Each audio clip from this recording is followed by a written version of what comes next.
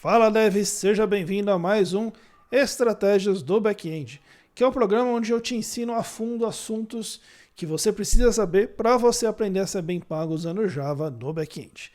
No vídeo de hoje a gente vai falar sobre inovações e especialmente coisas que você precisa ficar de olho dentro do mundo Java para você se manter bem posicionado aí no mercado.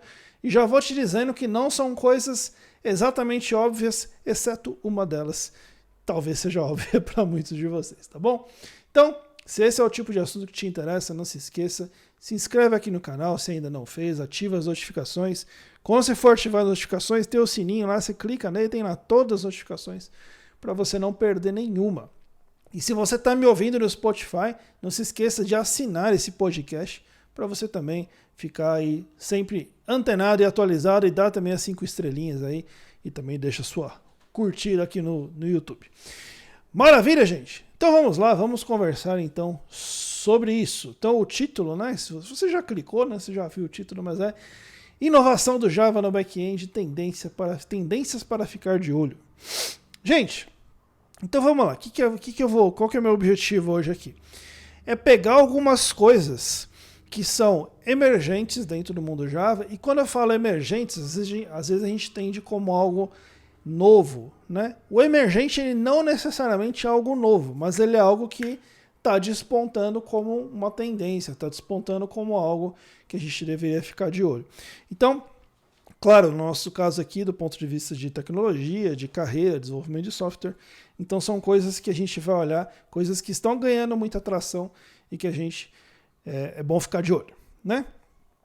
Eu não vou ficar falando aqui, gente, sobre modinha, sobre assim, não, vai atrás da modinha, porque a modinha... Não é essa a ideia, tá bom? Até porque se você já me acompanha, não precisa nem acompanhar há muito tempo, você já me viu que eu não sou de ficar correndo atrás de modinhas, mas, por outro lado, a gente também não pode ser cego e olhar que uma onda está sendo formada, que uma tendência forte está surgindo, e pelo menos não olhar se aquilo se aplica a nós ou não, se aquilo interessa a nós ou não. Tá? Então a gente tem que ser pé no chão, mas também não pode ser cego, tá bom? Gente, por que você deveria estar pensando nesse tipo de coisa?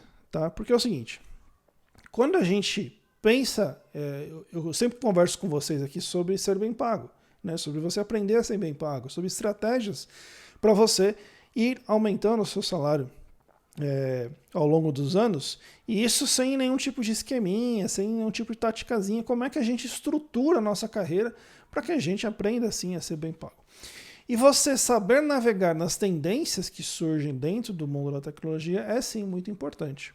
Eu lembro lá em 2016, quando eu comecei a mexer com containers, o Docker tinha sido lançado fazia 2 anos. Então aqui no Brasil ainda era algo meio incipiente, poucos lugares estavam usando.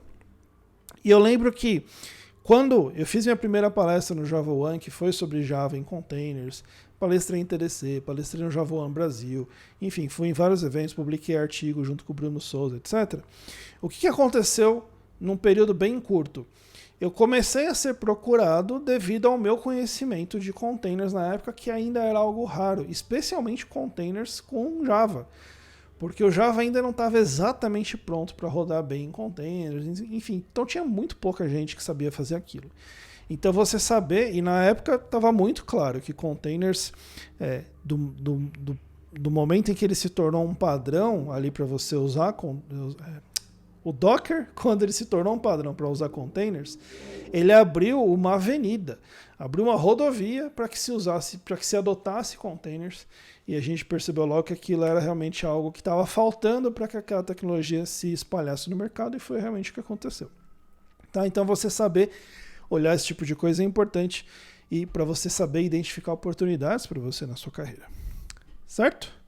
É interessante pensar assim, né? Por que você ficar de olho em tendências te gera muito resultado, né? Tem uma frase, né, que o pessoal usa aí, enfim, pode concordar ou não, mas dizem que como é que é? Quem chega antes bebe água limpa, né? Então, se você chegar antes num lugar, você consegue aproveitar melhor aquele lugar, né?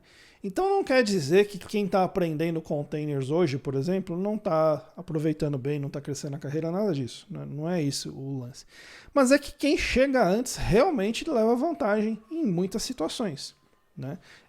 Por exemplo, o caso que eu comentei lá, nas vagas que eu participava de processos que eram relacionados a containers, tinham pouquíssimas pessoas que sequer poderiam ser consideradas para a vaga.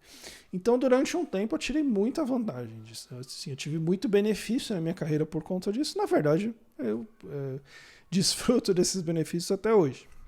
Tá? Obviamente que ao longo do tempo eu fui agregando mais coisas aqui no meu cinto de utilidades. Né? Mas assim, você poder chegar antes, né? E aí chegar antes, toma cuidado, né? Porque assim, também você não vai ser o louco que corre atrás de toda e qualquer novidadezinha que aparece. É exatamente essa capacidade de saber avaliar as coisas minimamente. E assim, certeza a gente nunca tem. Isso é fato. A gente nunca... Hoje a moda é IA, né? Então assim, ninguém tem certeza que IA vai mudar a vida de todo mundo. Enfim, talvez alguns digam que tem certeza, mas o fato é, né, que a gente precisa ser sempre pé no chão. Então, quando a gente fala de tecnologia, você pode ter muita convicção de alguma coisa, mas poder garantir realmente 100% que aquilo vai virar ou não, já é outra história. Né? Mas você consegue, especialmente com a maturidade, com a experiência, olhar e ver, poxa, eu posso não ter 100% de certeza que isso aqui vai virar, mas dadas as evidências, a propensão é grande. Né? Então, você saber fazer esse tipo de avaliação é importante. Tá bom? Gente, e quando eu falo esse tipo de assunto, talvez surja na cabeça de muitos, e eu falo porque já surgiu na minha cabeça várias vezes, é o seguinte, olha, eu não vou ficar olhando para essas tecnologias que estão surgindo, para essas coisas, porque isso é tudo modinha, isso tudo passa, isso não vai vingar. Então eu vou continuar no meu arroz com feijão aqui, e né, que eu sou muito bom no meu arroz com feijão, e arroz com feijão é uma delícia, né? Eu gosto de arroz com feijão. Mas olha só, o que acontece? Para quem pensa isso, como eu também pensei em muitos momentos. Galera, é o seguinte, realmente, eu acho que você não tem que ficar correndo atrás de modinha. Realmente, você, por conta disso mesmo, você precisa aprender a diferenciar o que é modinha e o que não é. Por exemplo, vou falar um caso aqui. Microserviços. Né? Microserviços, ele teve sim o lado modinha do microserviço. O que era o lado modinha do microserviço? Era todo mundo achar que tinha que usar microserviço para tudo. Vou usar para tudo, igual um caso que eu já contei aqui, de uma reunião que eu participei de uma empresa gigantesca aqui do Brasil, onde eu estava com boa parte do time de arquitetura, de engenharia, de soluções, etc. Sei lá, 30 pessoas na mesa. E aí, microserviço, a gente está falando de aí 2017, 2018, e aí num dado momento eu viro para eles e falo assim, gente, tá bom, mas por que vocês querem adotar microserviço? Aí a resposta foi, porque o nosso diretor foi num evento e ouviu falar de microserviço e disse que agora a gente precisa usar microserviço. Esse foi o lado modinha do microserviço. Agora, por outro lado, tinha muita gente falando que não, isso nunca vai dar em nada, não, isso não vai vingar, não, essa hype que vai passar e ninguém vai fazer nada com isso, isso vai morrer, etc. Esses também erraram. Porque o microserviço está aí. E não vai sair daí, assim como o monólito não saiu. Né? Então você ter essa maturidade de identificar não só se uma coisa é modinha ou não, mas identificar o lado modinha e o lado não modinha dessa coisa, isso também é extremamente importante. E também isso a gente consegue aprender a fazer isso com a maturidade também profissional. Tá? E também, enfim, conversando, sendo mentorado, conversando com os pares, vendo o que os especialistas estão falando no assunto, o que se diz nos eventos sobre isso, enfim. Tá? Então, não se isole só assim, eu vou fazer só o meu aqui e não vou olhar para nada. Né? Não, fica de olho. Tá?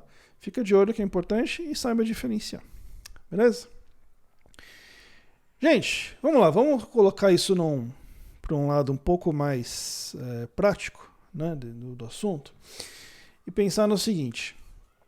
Antes de eu ir exatamente quais são as tendências que eu vejo dentro do mundo Java que você deveria estar de olho, né, no futuro próximo, eu queria começar dizendo o seguinte, que eu vejo que quando a gente fala sobre tendências, existe dois erros grandes. Né? Um eu já falei até bastante aqui, que é você ficar correndo atrás de tudo. Né? Surge um negócio, você vai atrás, surge outro, você vai atrás. E eu vou te falar que se você for assim, você vai viver uma vida fadada à ansiedade. Porque todo dia tem alguém falando de alguma coisa nova. Todo dia surge alguma coisa nova. E se você procurar, você vai achar muito mais até do que as notícias que chegam até você.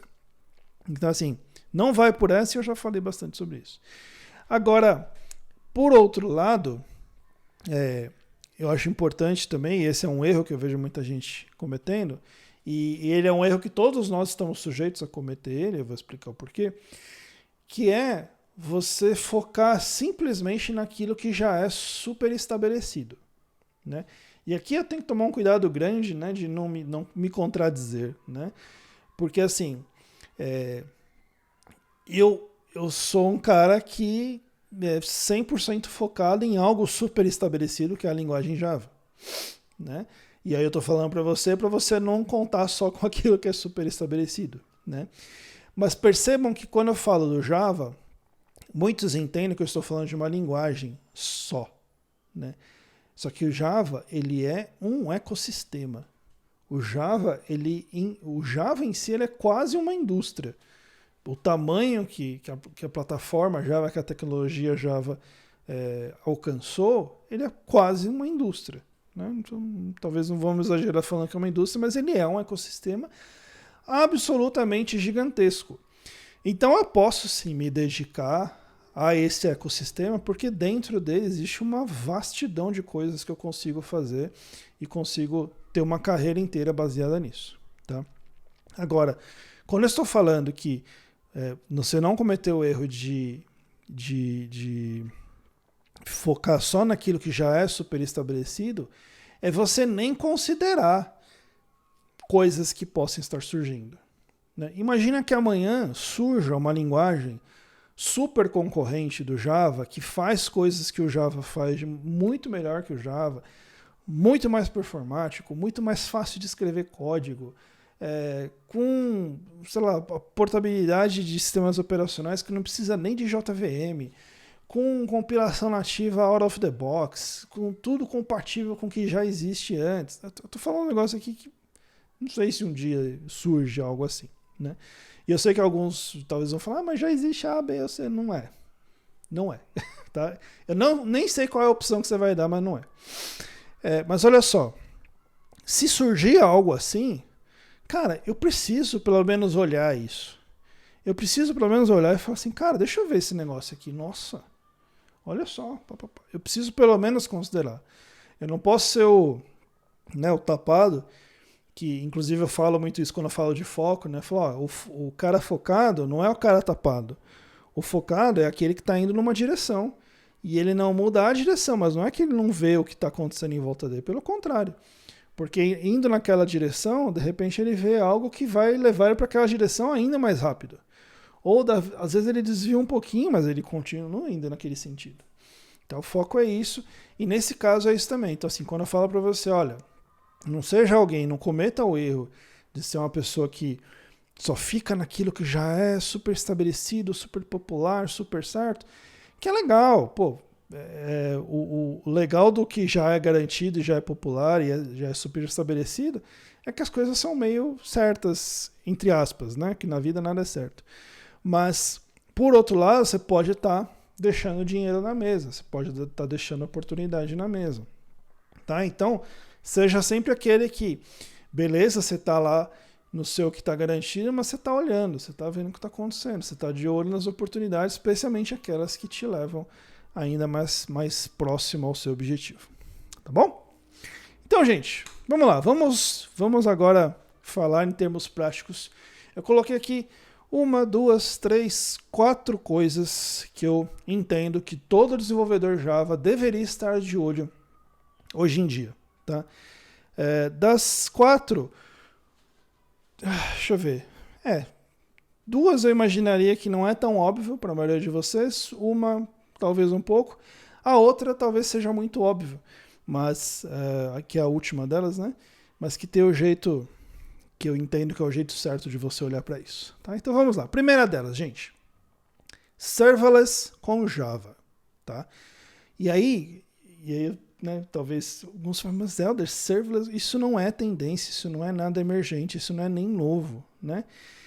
Mais ou menos. Porque serverless com Java, você conseguir rodar bem um serverless com Java, é um negócio relativamente recente. Por quê? Porque a arquitetura serverless, ela demanda algumas coisas, e as principais delas é você ter um startup muito rápido, e você ter uma primeira resposta absurdamente rápida também. E isso com o Java, as possibilidades de você fazer isso com o Java já são um pouco mais recentes. Né? Então assim, por quê? Porque o Java é lento? Não. Mas por quê? Uma primeira resposta, muitas vezes você precisava subir um servidor de aplicação, quando a gente usava ainda JSP, a primeira chamada do JSP, ela tinha que ser, aquele JSP ele era compilado e virava um class. Então muitas vezes até a galera fazia alguns mecanismos para aqueles JSP já serem compilados, né, antes da primeira chamada. Mas mesmo falando só de back-end, existiam alguns cenários ali quando a gente trabalhava com servidor de aplicação que fazia com que a primeira chamada não fosse exatamente a coisa mais rápida do mundo.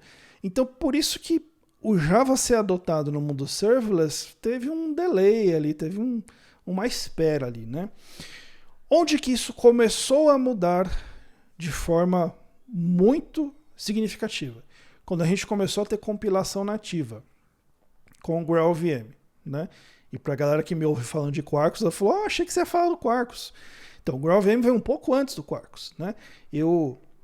Na verdade, eu provavelmente fui uma das primeiras pessoas do Brasil a falar sobre GraalVM, porque a primeira palestra que eu fiz de GraalVM foi uma palestra fechada num cliente na época, em março de 2018, que foi quando teve a primeira release candidate do GraalVM.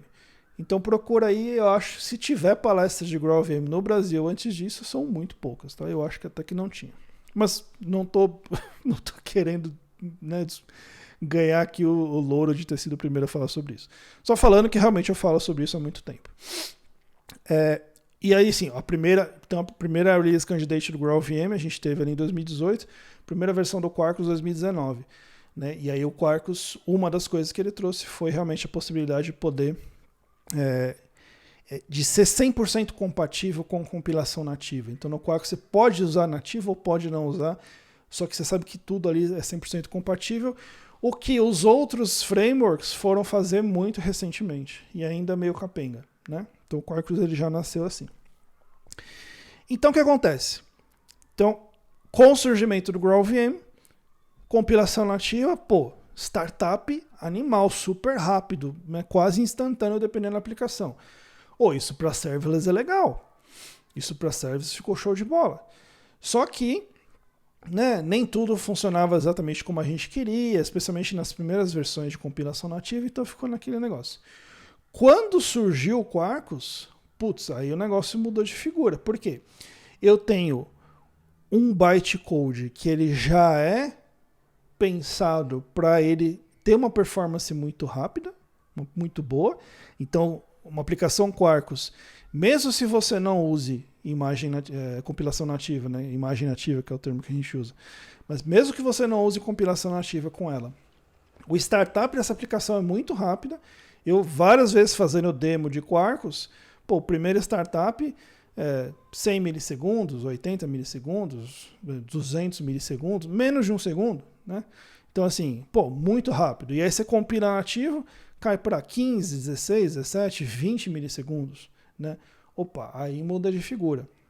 Então com essas tecnologias, Java passou a ser uma realidade dentro do mundo serverless e com muita vantagem ainda, né? Porque até então as linguagens que a galera vinha usando em serverless, se eu usava, mas falava assim, puxa, mas eu lidei em vários projetos assim, tô usando tal coisa, legal, tá no ar, mas se eu pudesse usar com Java, eu tinha mais isso e aquilo de possibilidade. Agora a gente tem. Então agora a gente não tem mais a desculpa de memória, não tem mais a desculpa de startup, não tem mais a desculpa de tempo da primeira request.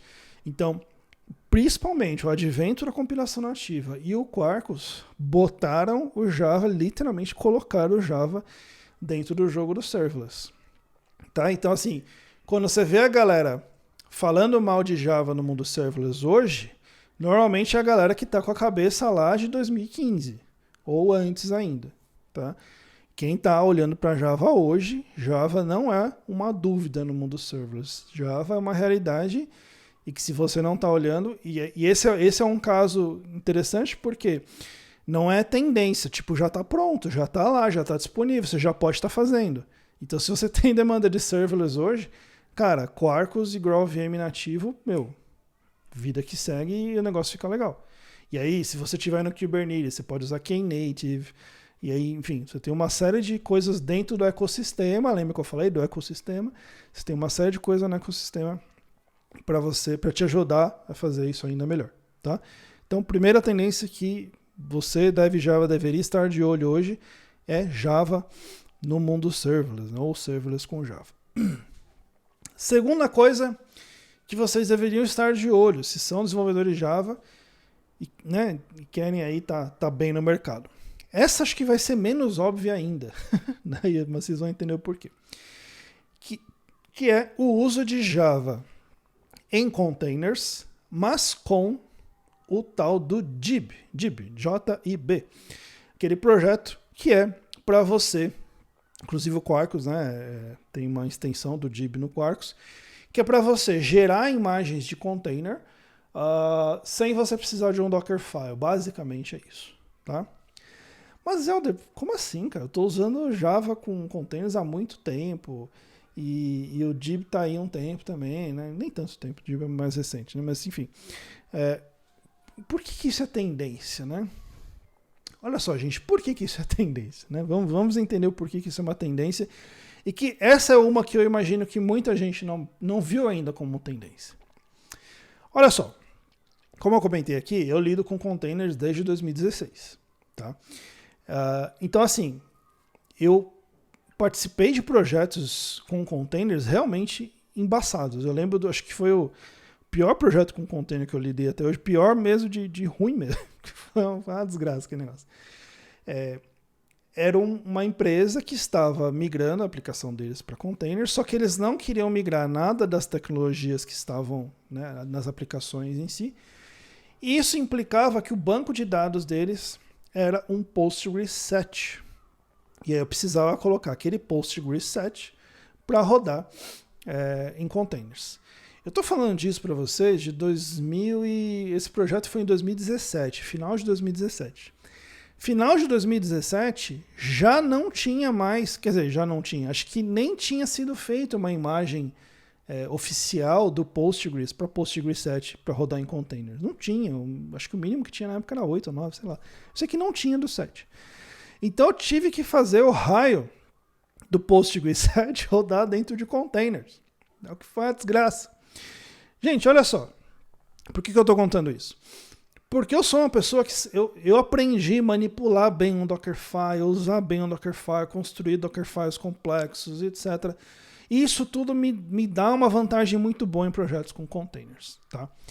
E aí quando você olha o JIB, né? Então, por exemplo, se eu criar uma aplicação com o Quarkus hoje, colocar lá a extensão do JIB, colocar as propriedades que eu quero daquela minha imagem, eu vou dar um mvn clean package -d Quarkus container image push igual a true, puff, aquela imagem vai para o meu registry, né, de containers. Não precisei criar Dockerfile, eu nem sei como que ele criou essa imagem, eu sei, na verdade, mas virtualmente eu não sei o que ele fez, eu sei que ele criou a imagem roda e belezinha. Por que isso é uma tendência, galera? E aí, para entender, a gente precisa entender um pouco de histórico, né? Porque como eu comentei aqui, o Java ele demorou um pouco para entrar bem no mundo de containers. Pela própria forma que a JVM funciona. Nas primeiras versões que a gente começou a usar Java em containers, a JVM, quando ela estava dentro do container, quando estava a sua aplicação dentro do container, vamos lembrar que o container é um processo, né, que é semelhante ao control group, né, o C group do Linux. Esse processo ele tem recursos alocados para ele, CPU, memória, disco, etc. O que aconteceu? O caso clássico, né, da aplicação Java. Você estava com a sua aplicação Java rodando numa JVM, óbvio, dentro do container. O container tinha, sei lá, 200 MB de memória. E o host daquele container tinha 2 GB, vamos chutar aqui. A JVM daquela aplicação dentro do container, ela não via os 200 MB do container, ela via os 2 GB do host, porque ela não sabia ainda identificar esse negócio chamado control group, que tem recursos específicos e tal.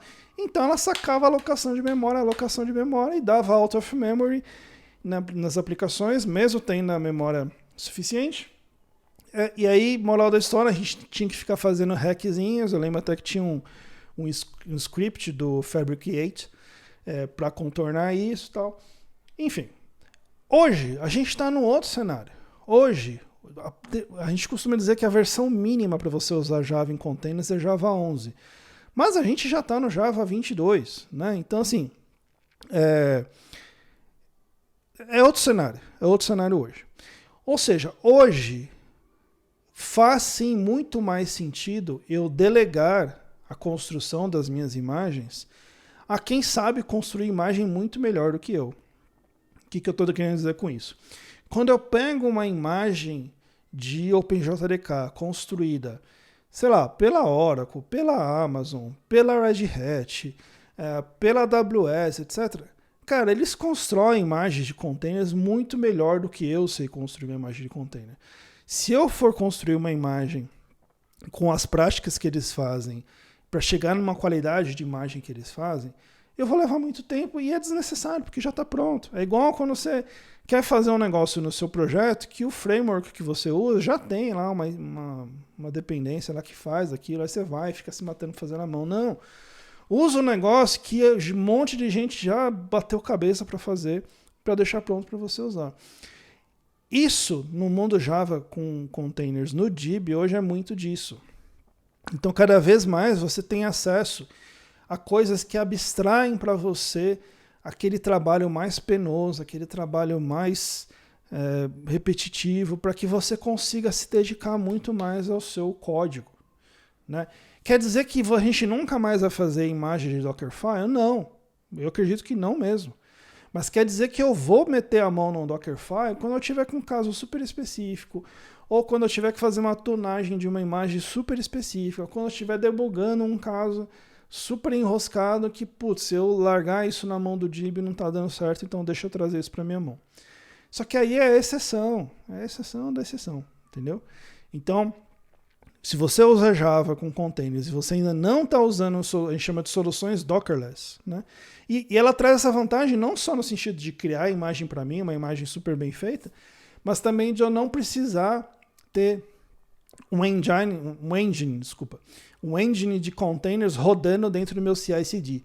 Né? Então lá atrás a gente tinha lá o Jenkins rodando, eu tinha que ter um Docker na mesma máquina do Jenkins só para gerar imagem de container. Eu nem estava rodando containers naquela máquina, mas eu tinha que ter o Docker instalado para poder, no passo lá de gerar imagem. Hoje, com essas soluções, eu não preciso mais. Eu posso só gerar a imagem se eu quiser.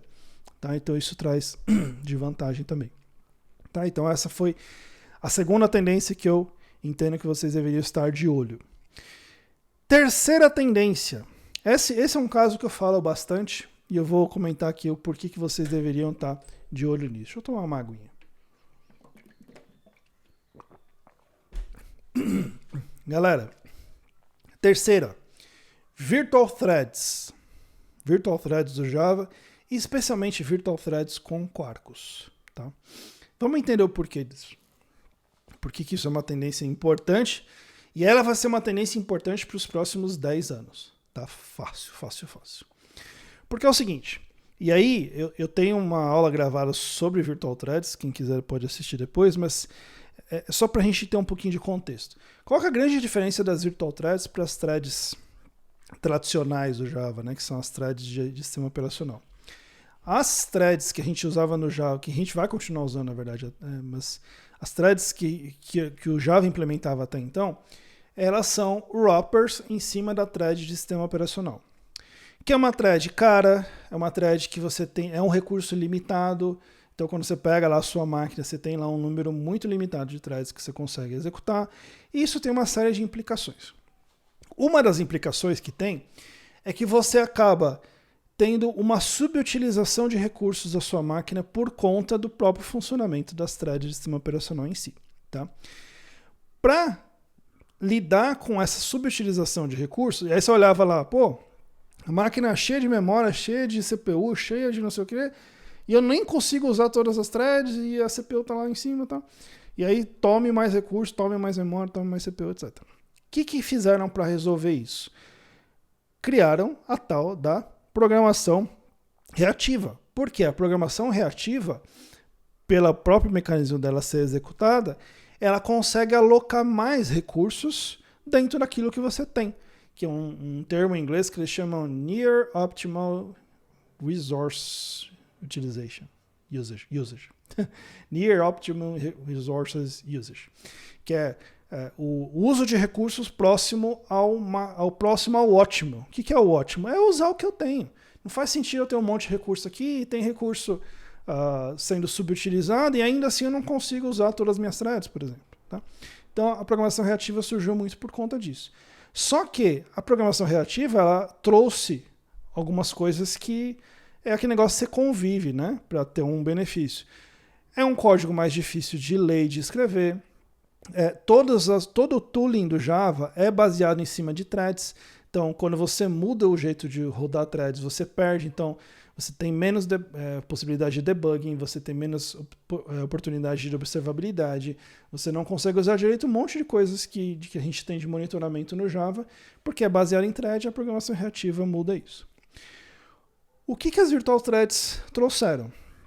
A capacidade de você utilizar os seus recursos no nível ótimo, usar realmente todos os recursos que você tem, usando uma programação imperativa convencional. Ou seja, você tem um código mais simples e mais simples de escrever e de manter, tem todo o tooling disponível do Java, porque ele implementa o pacote thread normalmente, então você tem as mesmas classes, mesmas interfaces, tudo, tem um ou outro método novo, e ele te dá uma performance absurda. Tá? Então, por que eu falei que isso é nos próximos 10 anos? Porque a programação reativa não vai morrer. E assim, tem muita coisa construída em cima de programação reativa no Java. Então, o que eu vejo, tá? E aí é uma sensação minha, que projetos novos, módulos novos, coisas novas que forem surgindo no sistema que você faria aquilo em código reativo, você deveria dar uma olhada e falar assim, putz, será que não faz sentido eu fazer isso aqui usando o Virtual Thread, ao invés de usar o reativo? E o que o Quarkus tem a ver com isso? O Quarkus, eles já criaram várias formas de facilitar para você, de você dizer para a JVM, eu quero que isso aqui roda em Virtual Threads. Tá? Porque hoje ainda tem cenários onde a JVM vai escolher, você consegue, entre aspas, forçar isso. Tá? Então você consegue tirar vantagem disso. Então, esse é o terceiro ponto que eu entendo que vocês deveriam estar de olho em relação a tendências do mundo Java. E o quarto e último é o que eu disse que provavelmente é o mais óbvio de todos, né? Imagino que muitos já imaginaram, que sim, é IA, tá? Inteligência Artificial. E aqui, gente, eu estou naquele ponto onde eu falei, né? Cuidado para você não ir na modinha pela modinha, mas também cuidado com o seu ostracismo, cuidado para não ficar só olhando para o lado e falar, não, isso não é comigo, isso não é comigo. Galera, e tem um ponto específico e importante que eu vejo que vai realmente criar um mar de possibilidades para desenvolvedores Java, especialmente nós que usamos Quarkus, que é o LangChain4j. Tá? O LangChain4j, o LangChain em si, é um projeto open source que, em linhas gerais, ele integra, ele te dá um meio de campo ali, um hub para você se integrar, um SDK, né, vamos dizer assim, para você se integrar com todos os LLMs os grandes LLMs que a gente tem no mercado hoje. O LangChain4j é, né, a implementação disso para o mundo Java. E, mais recentemente ainda, fizeram a implementação do LangChain4j, das extensões do LangChain4j para o Quarkus. Tá? Então você consegue ter o Java supersônico, subatômico, né, como dizem, com várias extensões do LangChain4j já implementadas lá. Então você tem integração com o Llama, com o OpenAI, com Hugging Face, enfim, todas as grandes LLMs que a gente tem visto aí no mercado, você consegue se integrar usando o que já tem no Quarkus, o que já tem de GraalVM, o que já tem aqui, ali, etc. Então, assim, eu fui tá? E assumindo aqui, que ficou meio relutante quando surgiu a onda da IA. Isso não é comigo, eu não vou construir IA. E realmente eu não vou construir IA, eu não sou um cara que vai treinar modelos, etc. Mas quando eu vi a possibilidade de eu usar a IA como um serviço, de eu acessar um LLM e enriquecer os dados do meu negócio, em conseguir mais insights de coisas que eu faço para o meu cliente, em conseguir informações de forma mais precisa do que a gente fazia até então, opa, isso me interessa, opa, isso eu quero. Tá? E essa é uma onda, é aquele exato momento, é o momento que eu vivi de containers lá em 2016, eu entendo que a gente está vivendo de IA agora. Então, se você é um desenvolvedor Java, eu entendo que você deveria sim estar olhando para o LangChain4j. E se você é um desenvolvedor Quarkus, mais ainda, porque a gente já tem as extensões totalmente compatíveis lá dentro do Quarkus. Tá? Se você não é do mundo Java e está aqui comigo até agora, o LangChain ele tem outras implementações também além do 4j. Tá? Aí eu já não sou tão familiarizado, mas eu sei que eles têm. Tá? Então, assim, esse negócio de IA, tá? Não acha que isso é só Copilot, que isso é só ChatGPT, que você fica lá mandando promptzinho falando para ele contar, sei lá, piada para você. Não. Cara, tem um negócio muito bacana aí que a gente consegue sim usar agora, nesse exato momento, para criar aplicações melhores para resolver os problemas que a gente está tentando resolver. Tá? Isso é atual, isso não é futuro, não é daqui 6 meses, isso está disponível agora. Certo, gente? Bom, esses eram os pontos que eu queria colocar para vocês, de coisas que eu entendo que vocês realmente deveriam ficar de olho. E eu queria que você deixasse aqui nos comentários se tem algum desses pontos que você já tinha pensado nisso. Se tem algum ponto que você acha que é tendência no mundo Java que eu não citei, coloca aqui também. E vamos criar essa conversa aí sobre essas tendências do mundo Java. Maravilha, gente? Então é isso. Até a próxima e tchau.